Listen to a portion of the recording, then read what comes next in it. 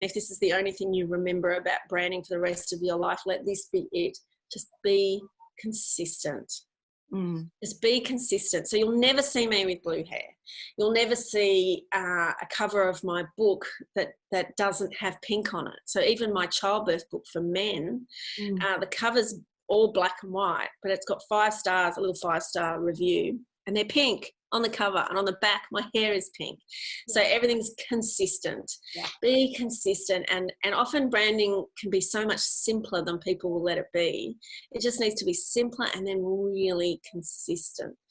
Your branding doesn't need to sing, dance and do the dishes. You know, my name is just in a typeface. It's nothing fancy, it's just my name, but it's pink.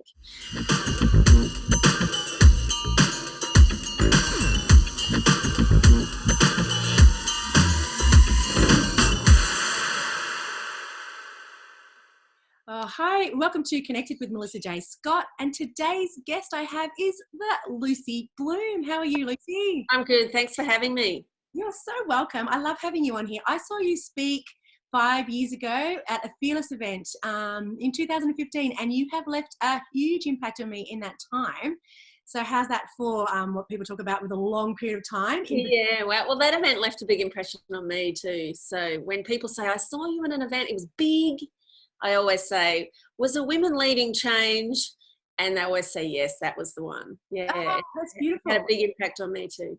Yeah, well, so I'll just give a little bit of a blurb about you, and then I'm going to hand it over to you, because what you do, you're a professional speaker. So you're in your element, and I just love to absorb that. So you're a keynote speaker, you're a consultant, an author. You've got 2 amazing books. One is out right now, which is your memoir. You were describing it as Get the Girls Out. And you're going to be launching one, which I'll get you to talk about afterwards, Cheers to Childbirth, which sounds very interesting. And you're also if you're watching this in real time, we're in the COVID-19 experience, and you were one of the clever people that responded very quickly and got a podcast out called The Recovery Room. I've watched 2 episodes of that, and they were fantastic. You're also an accomplished business leader with a background in advertising, startup innovation, and you've spent some time as a CEO of major international aid charities, which I find utterly fascinating. This podcast, as you know, is all about how to build and maintain connection, and I see that you do that every day online. So I just thought you were the most perfect person to invite to speak on the show. You speak about courage and trust and fire, change and maverick thinking, which really I respond to very much so, generosity and fun. And you're a self-described rule breaker, an idea maker, and an exceptional communicator. So I love all that about you. I have a creative agency called Heritage Creative. It seems like you're a perfect match for me. So I follow you online as well. You're very active online, which is really cool. And I'll give you an opportunity to share all those handles with everybody. But something I found really fascinating about you, which I have seen, you live in Sydney. I'm actually a country girl at heart. So I know all about the Country Women's Association. I am. Been plugging that lately, and I thought that would be a great way to lead into is I have had a recent love affair with the CWA. It's a funny story, actually. I write for CEO magazine Global, and my rule is I only interview female CEOs. So I don't care what stories they give me to write. I only interview female CEOs because they're just there's not enough profile given to female CEOs, and you can't be what you can't see. So that's what I do. And I interviewed Danica Lees, who's the CEO of Country Women's Association New South Wales. And when I interviewed her, she taught me that you don't have to be living in the country to be a member of the CWA, and that there are city branches all over Australia. And it's also the largest women's network in Australia. So for the last few years, I've been a member of a group called Women in Focus, and it's actually a bolt-on to CommBank. And CommBank have just dissolved Women in Focus. It's all over Land Rover, which is a bit devastating. Oh, I didn't know that. Oh, that is bad. Yeah, probably because they didn't write any business, but never mind. It was a wonderful, wonderful network. Yeah. And so I sort of felt there was a bit of a void in my life. So the CWA came along when I realised that CommBank Women in Focus was dissolving. And when they said largest women's network in Australia, I wanted in. Since then, I've noticed that all this baking and craft is just a front for world domination. I was raised in the country in the Riverina, and that is Yeah, that's true. They dominate those farming areas. Those Oh women. man, it might look like they're just baking scones, and there's a lot of baking goes on, and it's really, really fun. But those women, man, they know how to mobilise and raise funds and help each other. If there's a woman in the bush who needs help, it's often the CWA that'll mobilise to help in really practical ways, and to also lobby and advocate for women and families in the bush. So pretty cool. So I joined. And then I was in an ad for Yui Insurance. Yeah. If you Google Lucy Bloom Yui, you'll see this ad for me. And when I auditioned for the ad, I get put forward for ads because I look funny. And when I filled in the audition deets, they wanted people who their sort of profile was different to the way they look. And so they asked me my interests, and I wrote things like houseplants and kayaking. And then I thought, I'll add the CWA because I don't look like your average CWA member. Yeah. So I threw that in there and I got the gig. So it was the easiest day's work I've ever had, just dancing around a studio for a day. And the voiceover actually says, Lucy is a corporate speaker and she has 3 teenage kids and she's an active member of the Country Women's Association. I've been a member for about 3 minutes. And so I thought, oh my goodness, I better get active now that this ad says this. And so I quickly mobilised to help my branch put on an event for International Women's Day, and I spoke at that event, and it turned out it was my second last speaking engagement before all the events in the world were cancelled for a long time, and it was so much fun. I'm so glad I did that event. So yeah, I am into the CWA. They're a really cool branch. I live in Sydney, and there's 5 or 6 city branches, and every woman should join their local branch.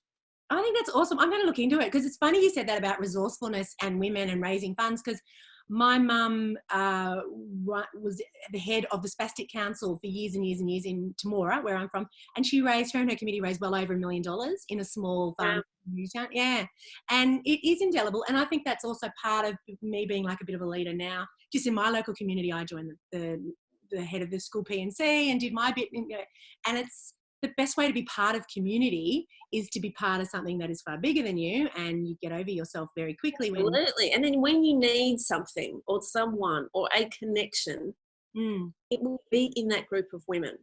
And I learned that being part of Women in Focus was when I needed something, I needed a connection, I needed someone who knew how to import into America from China, or, I needed something really specific. That person would be in that network. And so when you're part of a network, you can jump in and ask, find out who knows what and who can connect you to who, and things happen so much faster. I love that you say that. And so now that's a really good lead into what we're experiencing now with, we're sort of pretty much facing into a self-imposed self-isolation in this COVID environment, and people are now online, and that's all that they are. Yeah.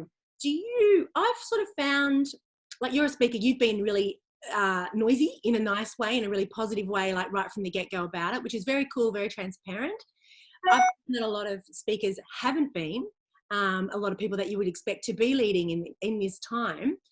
Do you feel like as a professional speaker, you've got a responsibility to kind of keep things going with your community, but just the community at large, and to be inspiring and to help people through some really anxious times? What do you think is the responsibility of a speaker? I'm not big on responsibility. Okay. I'm not big on obligation. Personally, I find if there's an obligation in something, it makes me want to screw it up and put it in the bin, because I don't like feeling cornered by an obligation. Yep. But if speakers choose to take the responsibility to be a voice in difficult times, then fantastic. Then they're the best people to be that voice. Yep. But if there's people who need to go underground and just nest with their families and rethink their businesses and opt out of social media and not do podcasts or blogs, then all power to them. Good on them. That's great. What I need right now, when times are tough, is to keep busy and to increase my output.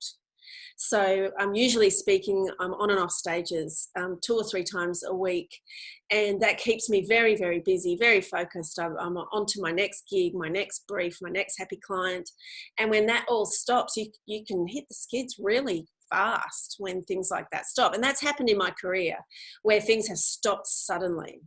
And if I find with myself, if I don't decide what my next output is going to be and work out what I'm going to create next, I'll get depressed really fast. It won't take long at all. So when that's happened to me in the past, I've wallowed for a little while, and then I've gone, right, I need to start creating again. And as soon as I start creating, I start communicating, and then opportunities come up. Yeah. So, I mean, the opportunity to talk to you on your podcast came up because I was being noisy, and I was interviewing other people for my podcast, which has been on my list to do for more than 12 months. Yeah. And I'm embarrassed that I look at that thing on my list, podcast plan. It was just podcast plan I had to get done. Yeah. And I didn't get the plan done. Then as soon as my diary cleared so fast, bam, I did the plan in half a day. And now I've got 7 podcast recordings live and 23 in the pipeline, and that's all happened in the last 2 weeks. So I need to be active. I am happy to take some responsibility as far as being vocal about what's going on for the people around me and how I'm interpreting that. But I also think if there's people who don't want to be that, who are not interested in the obligation, even though they are normally a leader or a speaker, if they need to go underground, that's what they got to do. I love that. And that's all around your personal values, isn't it? So, and just being congruent and true to what they are. So what are your personal values? My number one value, everything else stems from it. So my number one value is truth. And everything else comes from that. So, wanting to be kind to the people around me, well, that comes from my truth. Also, not having time for douchebags comes from my truth. I won't be, I'm not the kind of person who's stupid fake to people who I have zero time for. I'm just not that kind of person. So coming from my truth, I just actually don't have time for people or themes or content that doesn't interest me. So I just don't give it the time. So I learnt that truth is my number one value. Way back when I was, it's always been my value, but I didn't really go, right, that's what feeds my soul, was when I was asked to testify in the Royal Commission. I testified in the Royal Commission into institutional responses to child sex abuse. And that was back in 2015. It was a big year for me, that one. Was that when you were doing the charity aid, like running that organisation? Yeah, I was the CEO of an international aid charity. Yeah. And I was asked to testify in the Knox Grammar hearing of that Royal Commission. Mm-hmm. And I'd given a report to police about 6 or 7 years earlier. That report just sat with the cops. When it became a Royal Commission, I was the only person who had a statement about this particular headmaster. And so I gave this statement, which was 100% true. I've got a pretty good memory. I'm vague on some things, but I've got a pretty good memory on others. And I knew that to be absolutely true. Mm. And I ended up paying pretty dearly for that testimony. I never expected it to be so, while the vast majority of people were grateful that I was willing to come forward and say, actually, that headmaster was a total creep who felt me up when I was 15. I'm not surprised that he covered up a pedophile ring in that school. In the end, I lost my job. And and I still, to this day, when I take on a new role, family members of that headmaster will track down whoever I report to and try to make sure that I lose my job. So now when I go for a really great contract, I did a really cool contract in China for 3 months the year before last. And I remember when I won that contract, I said to the client, oh, by the way, you might be contacted by someone, and it links back to the Royal Commission. And that I look forward to telling them to go and get fucked.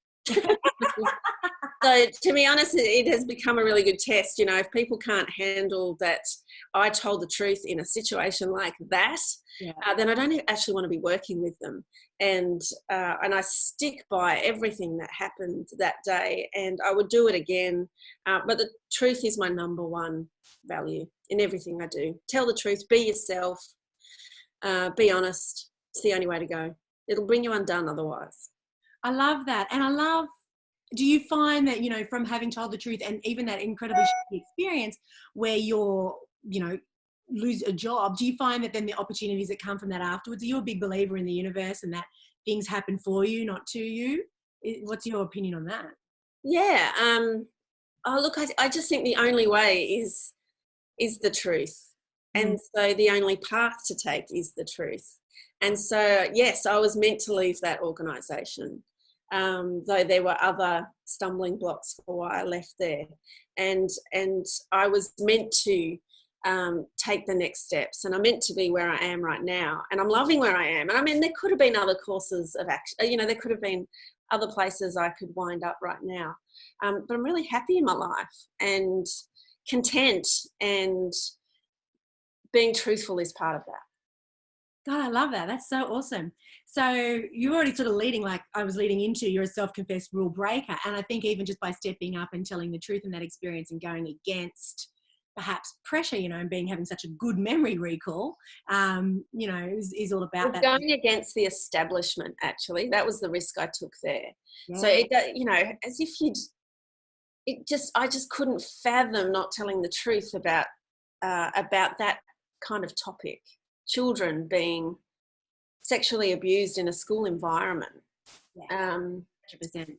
Yeah, I wouldn't ever not tell the truth about something like that. Who would? But the risk I took was going against the establishment. So there were some very important people who were very, very pissed off that I told that story. That's incredible. Oh, well, how bad, too sad.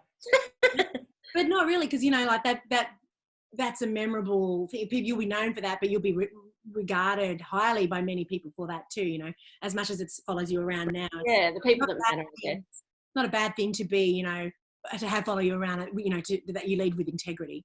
So that's a story of rule breaking where it kind of worked for you, against you and for you. Is there another time in your life where you broke the rules and you spoke up and it worked massively in your favor? Like it was. I've always broken the rules, because that's what they're there for. They're there for breaking.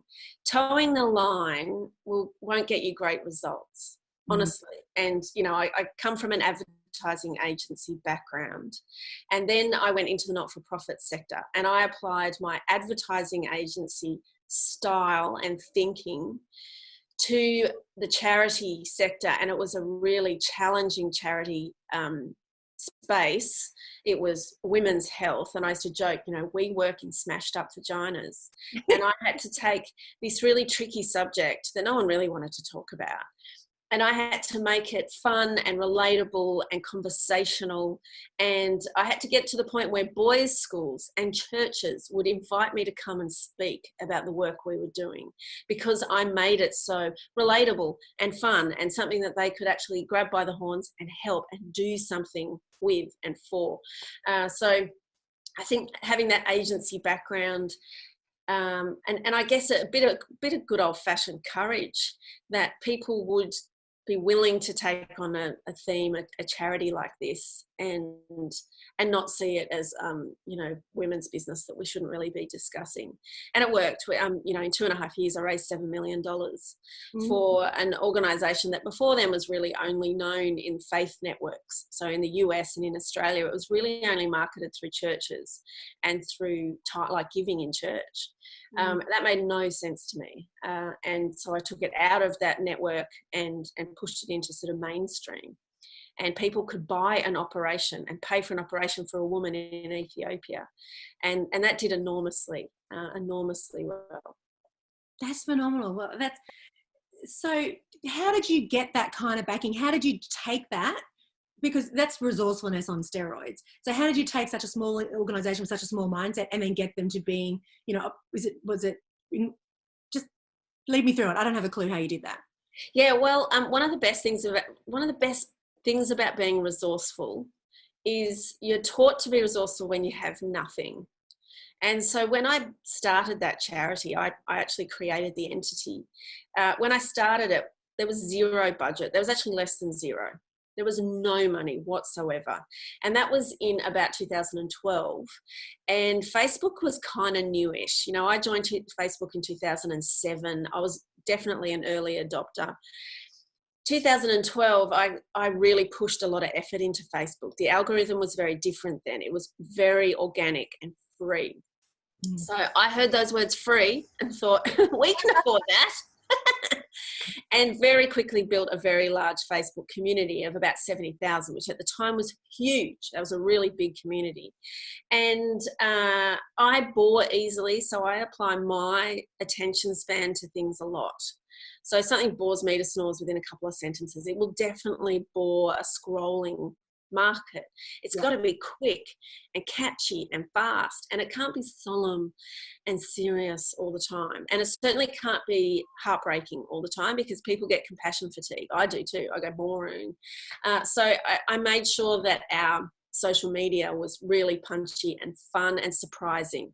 Surprise and delight is a technique I learned in the early days of my career, and it applies to just about anything: PR, comedy, merchandising, advertising, fundraising. Surprise and delight. So if you can surprise and delight your market, it actually creates hormones in people's bodies that makes them feel good, and they're more likely to give you more time, to like what you're doing, to share what you're doing, to buy your product, if they feel good when they're doing it. So I applied that to a lot of what we did.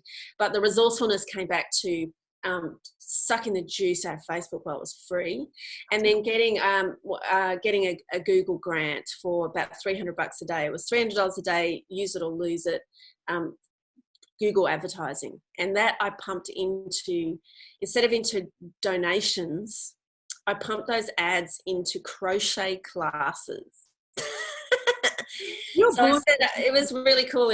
We set up a thing called Crochet for a Cause, and I had crochet teachers all over Australia teaching groups of women and one very brave man how to crochet, because it's becoming a bit of a dying art.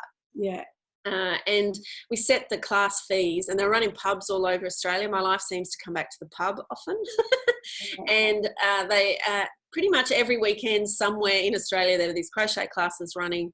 They raised about $50,000 a year, and I just pumped those Google ads straight into those crochet classes. So anyone who wanted to learn to crochet would go, oh, I can learn, and I can also make my fees contribute to a charity, and people love those extra warm fuzzies. And so I guess I just thought creatively differently, kept surprise and delight always in the back of my mind, and made sure that I milked things that were free, milked those resources. Honestly, if I'd been given a $500,000 budget to launch that charity, I'd have spent it, and I don't think I would have raised any more than I did. That's bloody good information. So people, I love this resourcefulness. So let's stay on this topic. So people right now, we're trapped in our homes. People like you, professional speaker, you shared with me before this that, you know, there's just months and months and months of work just dried up overnight that you put your heart and soul into obtaining. Yeah.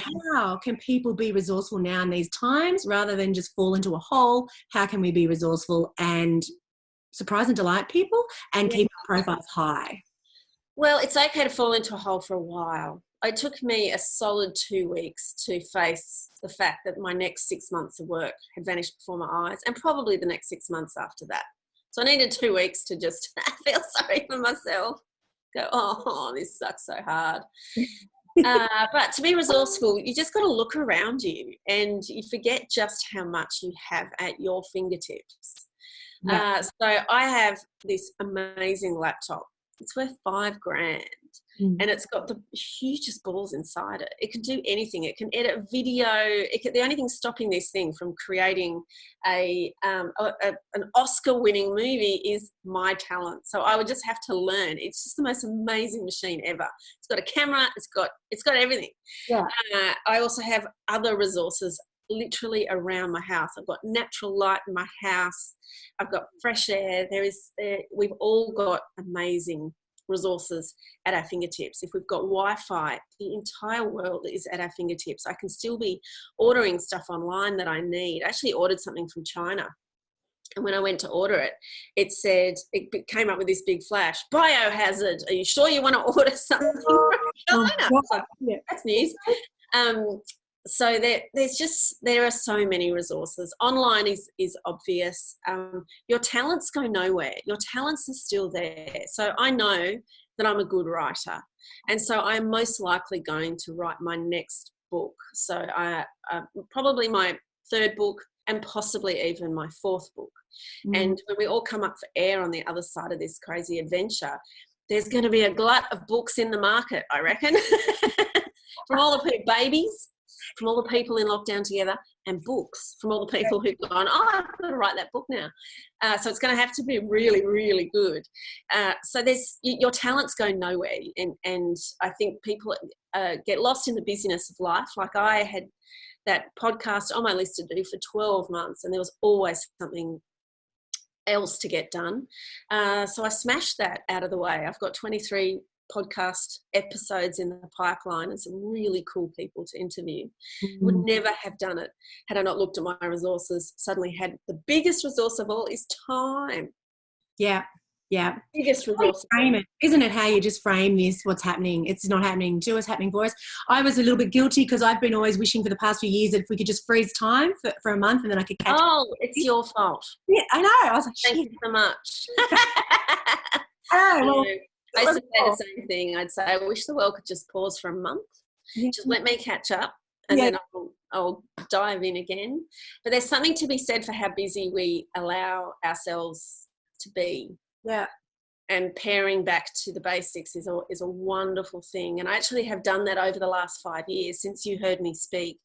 I have really pared back my life so that I'm not bolting from one thing to the next. I work out the best ways to make a living and the best ways to give me rest as well. If the only thing that people get out of the next 12 months is deep rest, that is actually a wonderful thing. We're all chronically tired.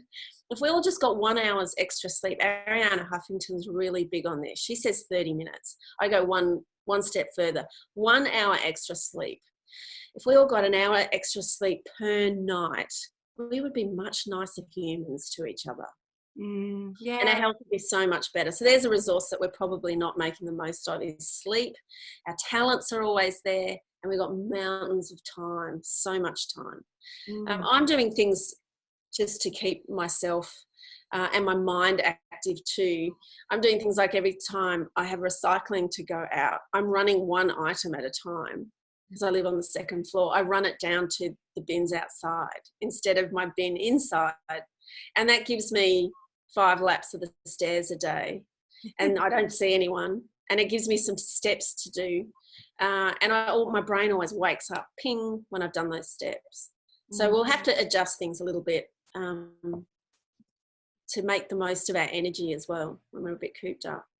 I love that. Well, I was out walking because I'm pretty fit. I was training for a half marathon that got canned, but I'm still training for it. Like it's going to happen eventually. But I was out walking last night and there's people out everywhere. And I thought if anything happens from this, and they're out walking in families, which I thought was sweet. I've noticed that too. Yeah, it was really sweet. And everyone was smiling to each other from a distance. Yeah, it's this communal acknowledgement that we're going through something together. And that's been the catch cry of this. We're all in this together, but it truly does feel like we're in this together. We're all financially crippled in this together. Like it is. Yeah. There's a lot coming out from this if we can draw upon that with connection. I'm quite obsessed with the whole thing of connection. It's a big part of my branding and marketing agency. How do you use connection with your audience?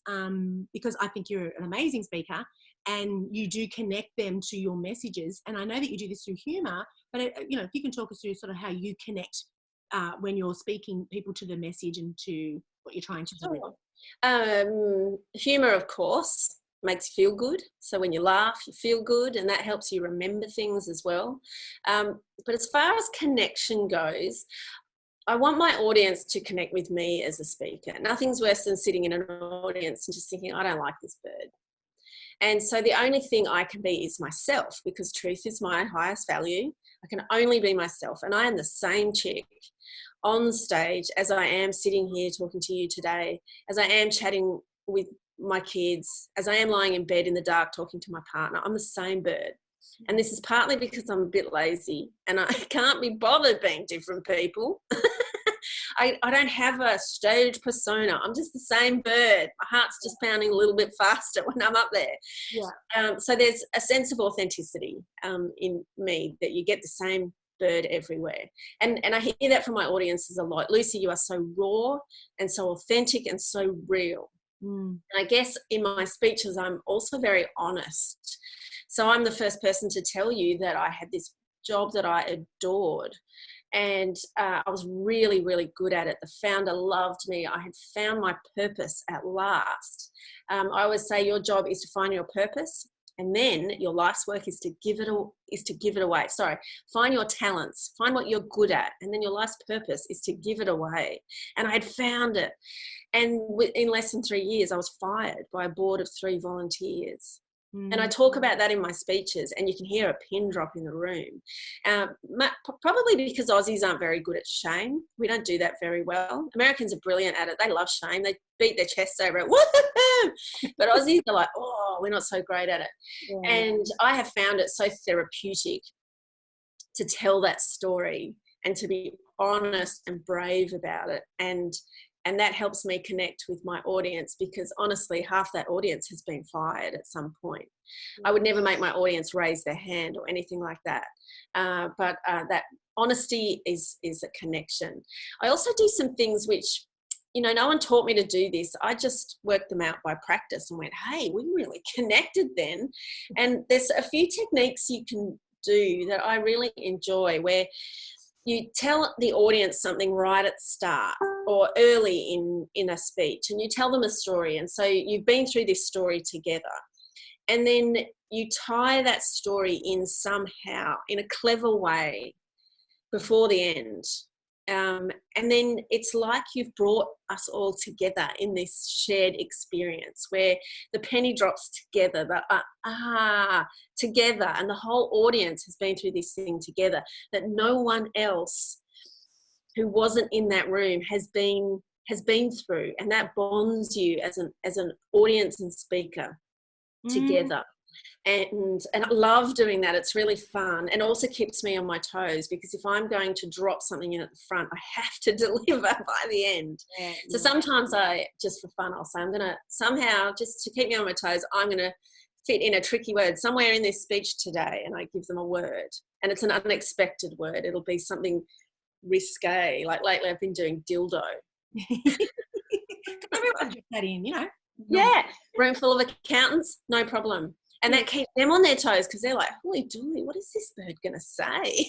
Yeah. And then by the end, my job is to work out how to bring that around with a story that illustrates the point beautifully, delivers the word in a way that's clean and not, and has them remembering that speech. And this thing we went through together, like, it's almost relief. Oh, that story wasn't too bad at all.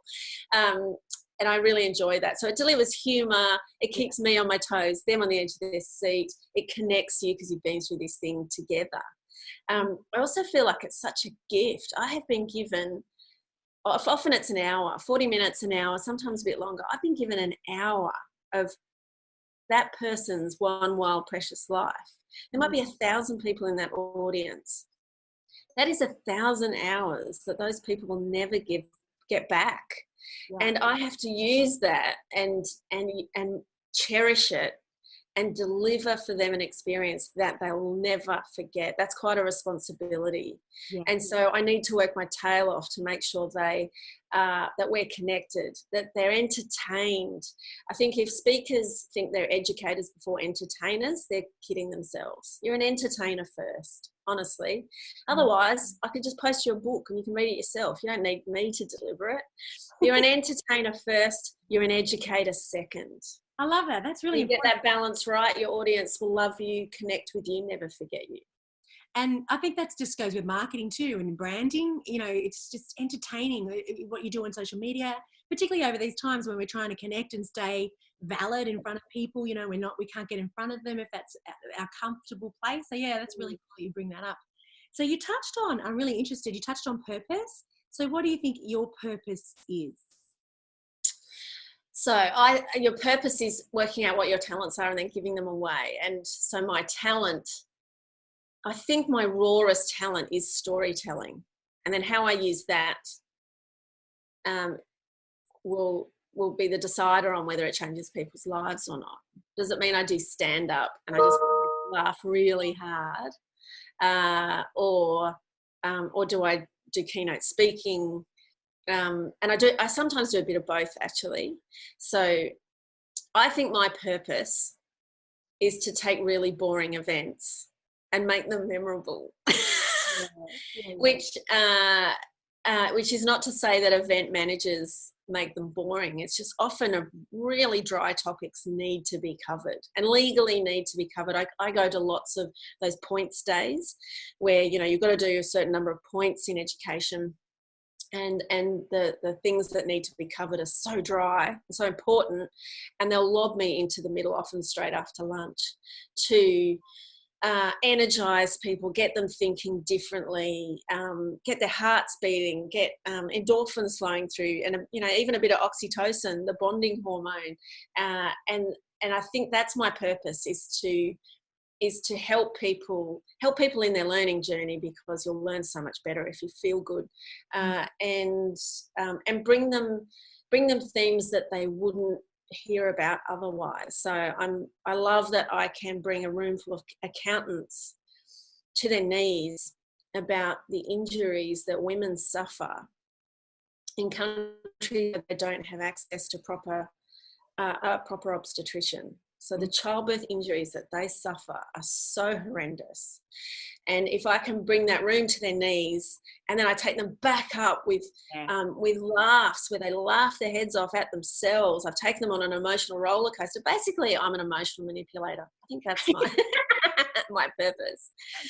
So it's an honour that I can spread these stories and help people learn, and entertain them, and make those events really memorable. I love that. Thank you. I may well, though, go back into that international aid space.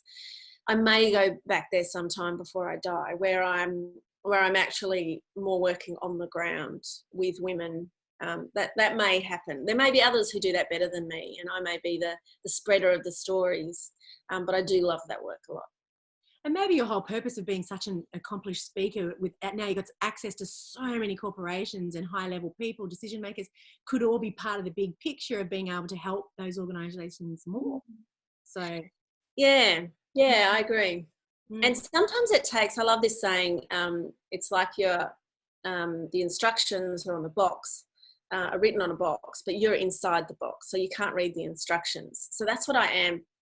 Companies bring me from the outside in, and I come into companies and I read them the instructions that were on the box on the outside, so they see a completely different worldview. The rules don't apply to me, so I can drop words like dildo in a speech, and and a big corporation won't fall over and die, and they learn something. So I like that idea of reading them in the instructions from the outside.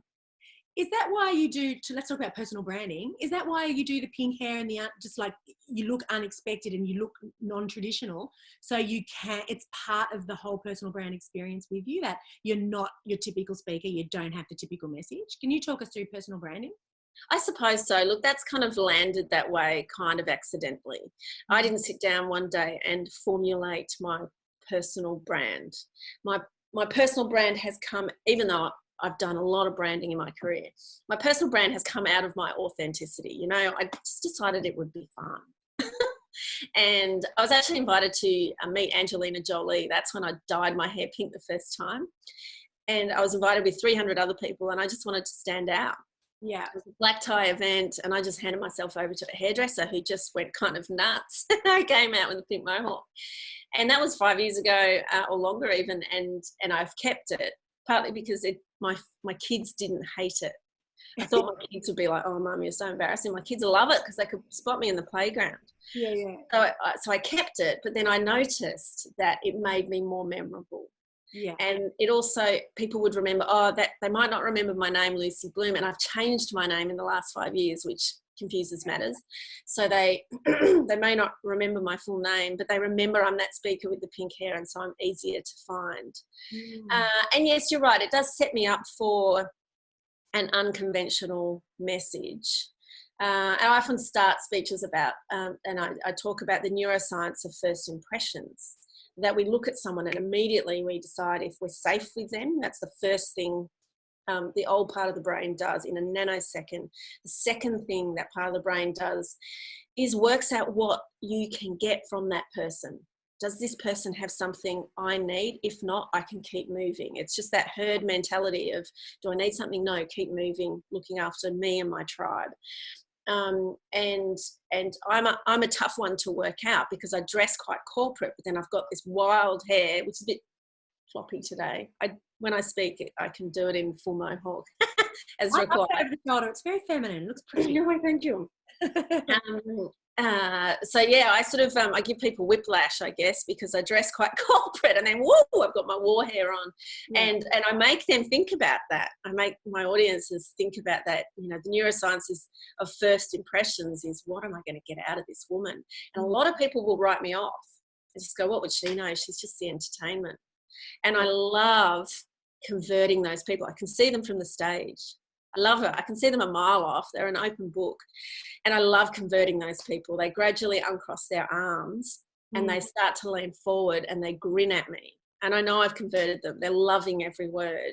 But they start off going, she's just the entertainer, or she's just some bird who won't have the business acumen to speak on my level. That's what I see from the stage. And then it's my job to convert every single one of them, which is really fun.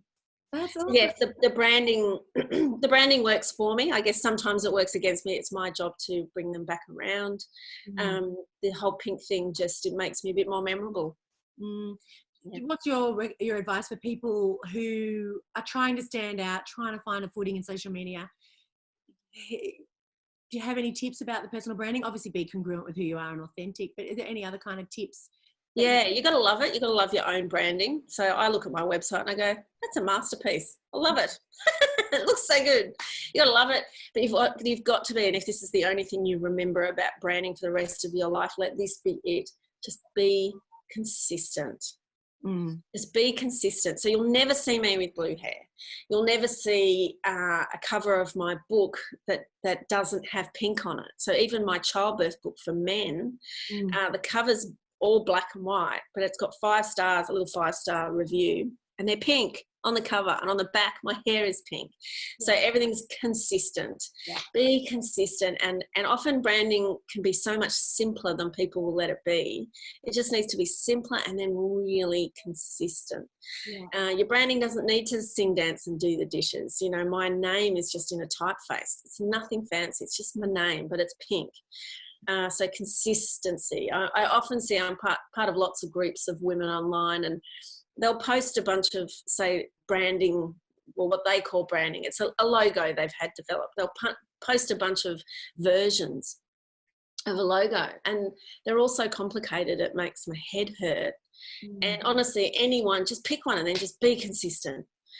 One isn't going to solve all your problems, sing, dance or do the dishes. Just pick one thing that's consistent and simple. Yeah, I love that. Let's talk about your book then, because which one?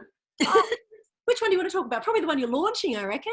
Yeah, okay. So next week on Wednesday, which is we're in mid-March 2020, or end of March 2020, I'll be launching the 2nd edition of my first book, which is called Cheers to Childbirth, A Dad's Guide to Childbirth Support. So I never imagined that would be my first book off the rank, but it's a childbirth guide for men. I noticed that men were left out in that little piece of communication, that we fall at the feet of a pregnant woman with so much information, we make her head hurt. Choice paralysis is the biggest problem with women deciding what to do once they're pregnant, whereas men are left in the dark. And we just speak to them. We break the biggest marketing mistake, which is we speak to a market using some other market's language. So we speak to men using the language of pregnant women. Totally different. It's all floaty and visualizations, and it's all very girly. So I wrote that book especially for men. It's written in man speak, and I interviewed a stack of men. There's this new edition that was 10 years ago now. So the 10th anniversary 2nd edition was, it was high time I published that. And I interviewed 18 new high profile Australian men about their childbirth stories. So those are fascinating. This time around, there's a lot more cultural diversity, and there's 2 same-sex couples in there. And you just learn so much from storytelling. Storytelling is, where you can teach and inspire so much. You just show, don't tell. Just tell a story. But those stories are wrapped around a how-to guide. So this is what you do, this is what you don't. There's a whole chapter on what to say and what not to say to a woman in labour. And it's very specific. A lot of people have said to me, oh, it's a bit bossy, that book. Yes, it is. It just says, do this and don't do that. And it's quite brief in the obstetric explanations, because it's not trying to be a book in midwifery. It's trying to be, it's like 101 for birth for dudes. Without being patronising. It's certainly not patronising. And a lot of women love it because it's one of the only places they'll read really positive stories about childbirth. Yeah. So often 80% of my market are women buying it for men. So they'll read it first, and then they'll slide it under the nose of their partner, and then he can snort laugh his way through it. I love that you say positive childbirth stories, because I actually I've had 3 boys, and I banned people talking to me if they had anything but a positive story. Unreal. Yeah, and I refused in the prenatal classes, I refused to sit through any of the speaking when they showed about cesareans and everything, because I'm just kind of like, no, if that's going to happen, I don't need to know about it until it happens. I don't need to see it, visualize it, or be... Yeah, great. Yep. And women need to approach birth with absolute confidence and strength that she can do it. Yeah. If she's coming at it with fear, all the wrong hormones will work against her. Yeah. So we talk about that. Actually, the book came out of workshops that I created, which is still going strong, called Beer and Bubs. They're running pubs all over Australia. See what I mean? Everything comes back to the pub for me. And Beer and Bubs, I used to start those workshops with, you have the power to make the birth easier and faster for your partner. And on the flip side of that, you also have the power, if you do all the wrong things, to make the birth harder and more painful for your partner. Yeah. And they were all like jovial until then, and they'd all be like, oh, bunnies in the headlights, about to take a sip of their beer. This is actually serious. Yeah. And then we dive into exactly how that works and how you got to wrangle the hormones. So, yeah, I'll launch that next week. I hadn't planned on having an event anyway, so there wasn't an event to cancel. It'll just go out online. And I think I'm a bit genius, because I created the Doula Dozen, which is you can buy 6 copies for childbirth educators, because all the childbirth education classes are cancelled for the next 6 to 12 months. So, so that'll probably propel this book along in unexpected ways. I love that. That's awesome. So wrapping up then, I guess, is there anything you want to impart about connection and just how to get through these challenging times? Any guerrilla marketing techniques that you can share with an audience that's sort of freaking out right now about how on earth they're going to get their message across, and not just in lockdown times, but in general times in general? Yeah, you seem to be the master of free resources, so yeah. Look, I would say connect every day. So look at every single day and make sure you're connecting with someone or an audience daily. So for me, I went, okay, I'll get my podcast done. And now, honestly, at the end of every day, I'm so sick of talking. Some days I've recorded four podcast shows. And so I'm tired of talking, so much connection. I interviewed my mum. She was my very first podcast. I went, Mum, you're my guinea pig. It's the best podcast. She's so great. Yeah. And we had the longest, most fabulous yak that I wouldn't have had with my mum. She's 80, so I can't see her for a while. And so connect every day. And then those connections will start things moving in directions that you wouldn't have had if you had not, on a discipline level, connected every day. Also look at your resources and look at where you can start producing within those resources, and then you start pushing those things out. So it was a month ago that I went, I really need to finish this childbirth book, like actually smash this thing home. And I pushed it through, finished it, got the artwork done and got it off to press. And now I've got something to push out into the market. So just keep every day, connect every day, and work out where your spaces are for what you can produce and create, and then start pushing that out. And if that means you're making jam and you're selling that locally and you're doing door drop deliveries, that's an awesome way to push out. Yeah. It doesn't mean it's not necessarily a digital thing. I think with my CWA network, we said, well, let's see what people want. So we're going to do a survey, ask what, we've got 53 members. So ask what the 53 members actually need from each other. Yeah. And then on the flip side of that, what do the 53 members have to give to each other? And then we'll just connect the dots and see what easily matches up and see what needs looking at. So one lady, for example, she joined, she said, I am the keenest baker. I can smash out 6 awesome cakes a day. And so I mentioned her as an example. I said, well, what about that new lady? Because if she wants to bake and I want to eat, I am happy to help. And we all live reasonably close, and we can literally do door drop deliveries of the most award-winning cakes you could ever imagine. And bakeries are closing, cafes are closing, so when I say look at your resources and push things out, it doesn't have to be online, and it doesn't have to necessarily be on social media, although pictures of beautiful cakes would make people very happy too. Yeah. So what's your favourite medium? What's the best way they'll watch this, they'll fall in love with you? How can they get in touch with you? How do they see you every day? What's your favourite social media? I like them all. I'm trying to grow Instagram because I'm a visual person, but my audience there is only about 3,000 strong. Don't know why. So if you could all follow me on Instagram, that'll make me happy, at the Lucy Bloom. But I think my most engaged audience is Facebook. I put things out there and people seem to pick it up and run with it. So yeah, it's my handle for everything is at the Lucy Bloom, because somebody else had Lucy Bloom. So I'm the Lucy Bloom, not any old Lucy Bloom, just the Lucy Bloom. The Lucy Bloom. Beautiful. And your website is magnificent too. That's a work of art if anyone wants to check you out. I'll put all of the details into the writing up of this. Thank you very much, Lucy. I've thoroughly, you're exactly how I saw you on stage. 5 years later, you're exactly the same way in person. Thanks. I think I've healed a bit since then. But yes, I am definitely the same chick. I love that. And that's what it's all about, authenticity, and that's how you build that beautiful connection. So thank you. You've been a wonderful guest. And thank you guys for tuning in. I'll see you next week. You're welcome. Thanks for having me. Pleasure. Love your earrings. Oh, thank you very much.